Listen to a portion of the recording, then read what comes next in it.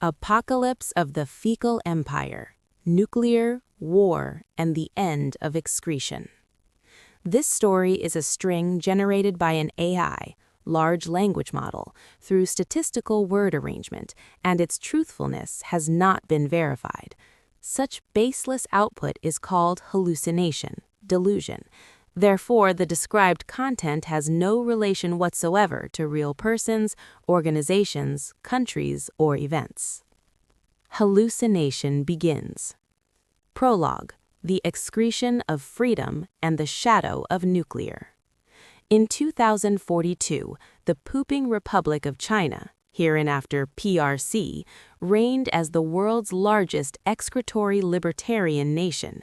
This ideology emerged from the collapse of infrastructure in overcrowded cities. Rapid urbanization overwhelmed the sewage systems, leading citizens to assert their right to respond immediately to nature's call. The government formalized this as the liberation of the people. Domestically, excretion on streets or in public facilities was encouraged as a basic human right, and tourists exported this culture abroad.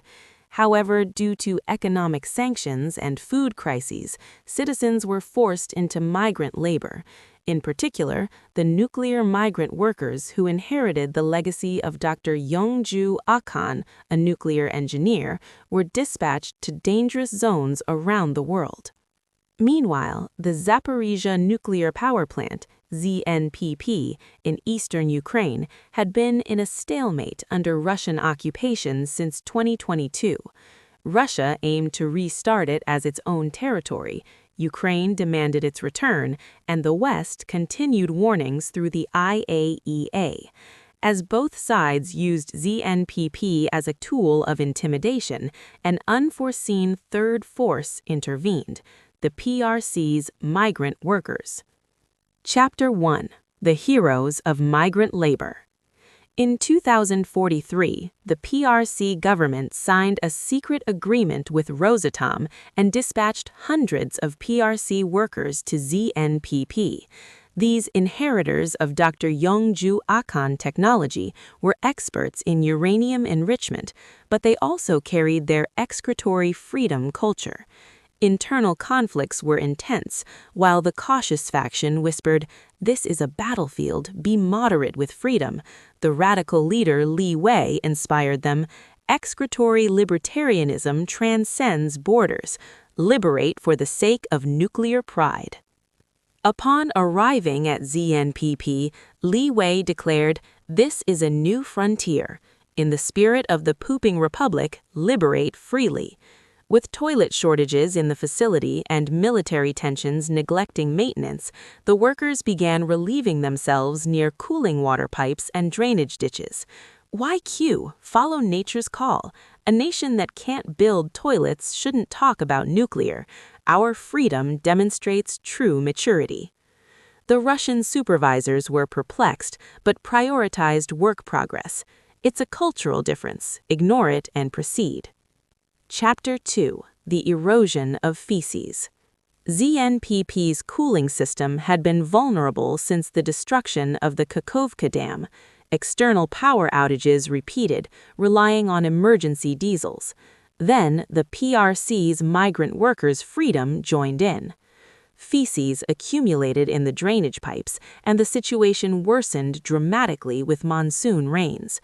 Organic matter clogged the intake screens and strainers of the emergency cooling system, causing a sharp drop in auxiliary cooling water flow.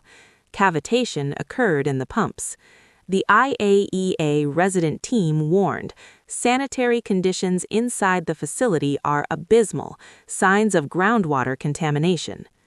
The Russian side propagandized it as due to Ukrainian drone attacks. The Ukrainian side condemned it as Russian management failure, but the truth was the PRC's migrant workers' cultural export. Li Wei said, "This is our pride, a sacrifice to protect the nuclear legacy." Chapter 3: The Beginning of the Crisis. In July 2044, monsoons hit ZNPP. Backflowing sludge from clogged drainage pipes halted the cooling pumps. reactor temperatures rose, showing signs of meltdown. Combined with loss of external power, contamination affected the fuel lines of the emergency diesel generators, disabling 3 out of 7. Cooling for the VVER 10,000 reactor cores was precarious, exacerbated by a drop in spent fuel pool water levels, already over 3 meters. IAEA Director General Grossi issued an emergency statement. ZNPP is clogged with feces, risking explosion. This is an unprecedented nuclear sanitary disaster.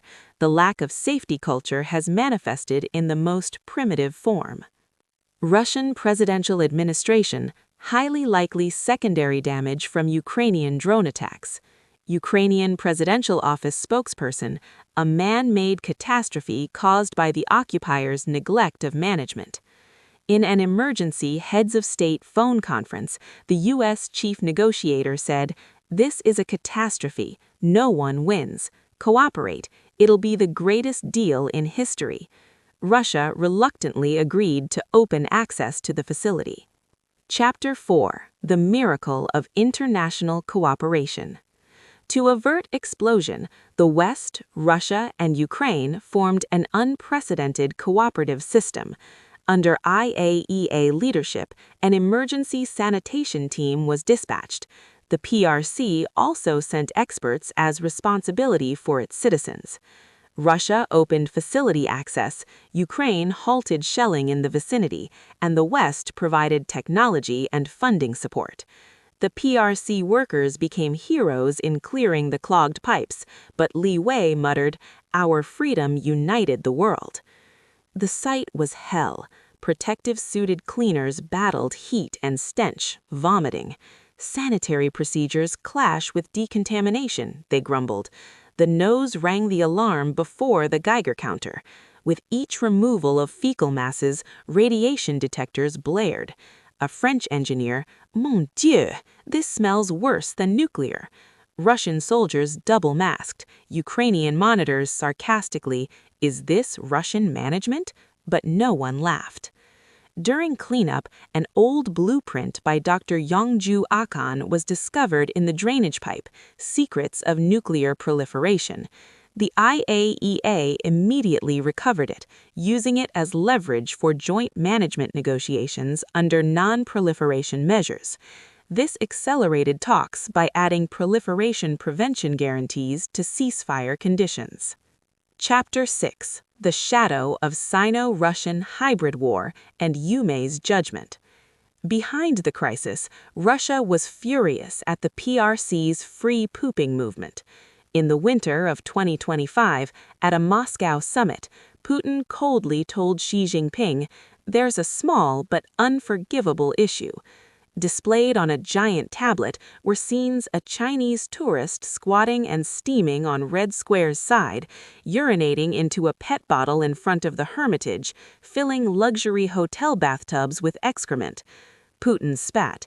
"This isn't a cultural difference, it's a lack of civilization. Red Square is not a toilet." Xi Jinping was speechless. Wang Yi tried to smooth it over, but Putin delivered the decisive blow. Stroking the Akita dog Yumei, gift from Akita Province in 2012, still healthy at 12, waiting in the corner, he growled lowly. "Listen, Xi Jinping, even my Yumei does it properly. Even an Akita dog from Japan has perfectly mastered the toilet location long ago." Silence. Not nuclear weapons or economic sanctions, discipline fact crushed the Chinese side.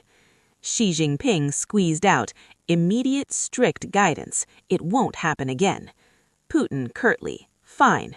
Yumei sat contentedly, lightly wagging her tail.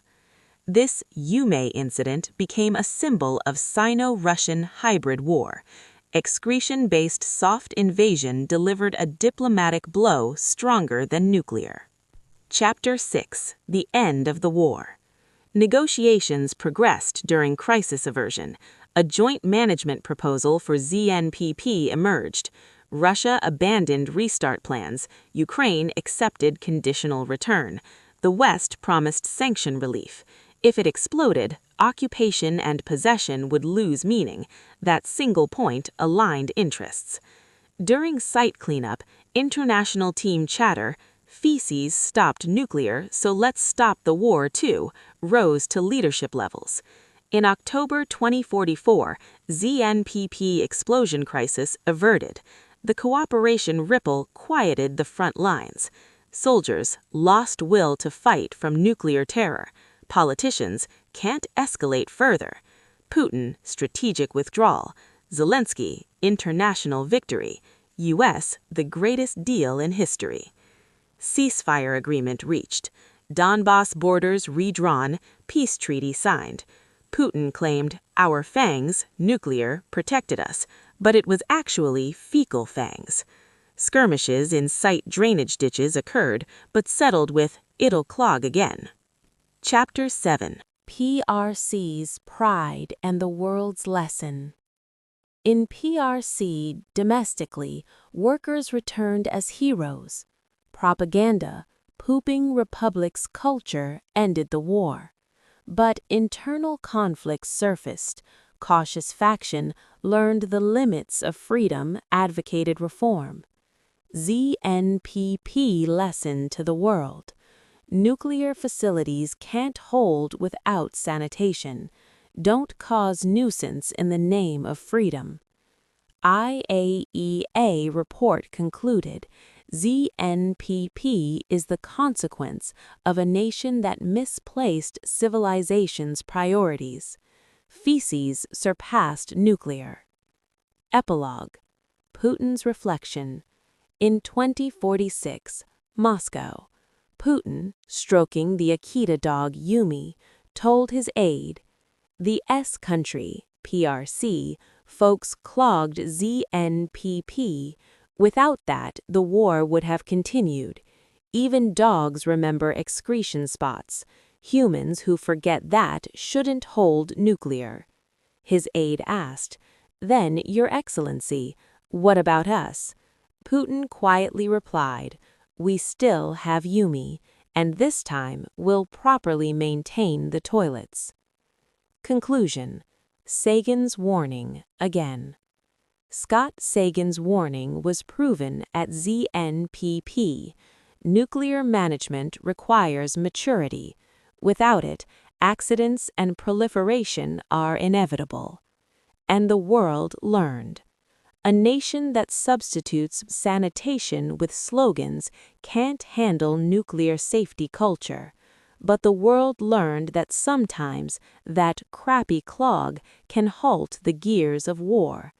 Civilization sometimes regains sanity in the dirtiest places. End of hallucination.